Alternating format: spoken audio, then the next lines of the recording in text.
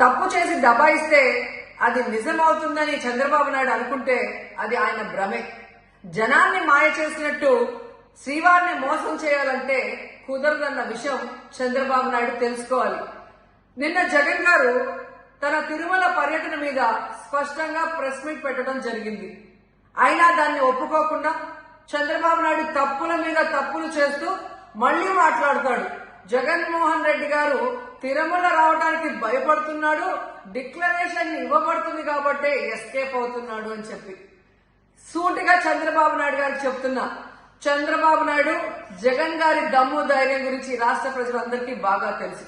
నిన్న కూడా ఆయన భయపడేవాడైతే అంత స్పష్టంగా ప్రెస్ మీట్ పెట్టి ఏ విధంగా తన మతం మానవత్వం, తను ఏ విధంగా బైబిల్ చదువుతారు, బయటకు వచ్చినప్పుడు హిందువుల మనోభిప్రాయాల్ని గౌరవించి గుళ్లకు వచ్చి పూజలు చేస్తారు, అలాగే మసీదులకు వెళ్లి ఎలా పూజలు చేస్తారు, అలాగే సిక్కుల్ని గౌరవించి ఎలా వాళ్ళ పూజలు చేస్తారో చెప్పడం జరిగింది.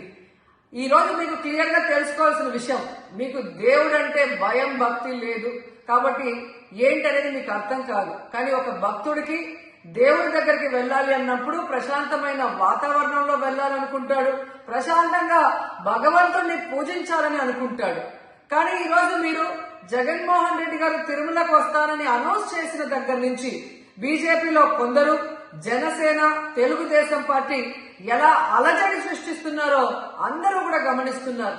ఏ విధంగా అలిపిరి దగ్గర మేము అటాక్ చేస్తాం, అడ్డుకుంటామని చెప్పటం, అలాగే వైఎస్ఆర్ కాంగ్రెస్ పార్టీ నాయకులందరికీ, కార్యకర్తలందరికీ నోటీసులు ఇచ్చి జగన్మోహన్ రెడ్డి గారి పర్యటనకి పర్మిషన్ లేదు కాబట్టి ఎవరొచ్చినా అరెస్ట్ చేస్తామన్నట్టుగా భయభ్రాంతులకు మీరు ఎలా గురి చేశారు.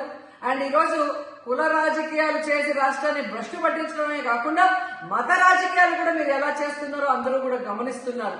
ఇలాంటి వాతావరణంలో దర్శనం చేసుకోలేము కాబట్టే జగన్మోహన్ రెడ్డి గారు ఏ విధంగా ఆ తిరుమల ట్రిప్ ని క్యాన్సిల్ చేసి తన అభిప్రాయాల్ని ప్రెస్ ద్వారా ప్రజలకి తెలియజేయడం జరిగింది.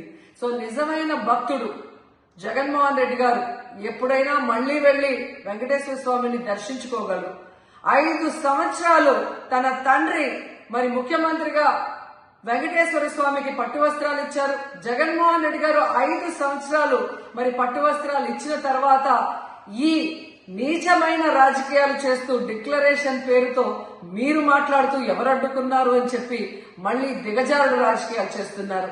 సో భగవంతుడితో పెట్టుకున్న చంద్రబాబు నాయుడు నీతో పాటు ఆడిస్తే ఆడే వాళ్ళందరికీ కూడా భగవంతుడు గట్టిగా సమాధానం చెప్తాడు.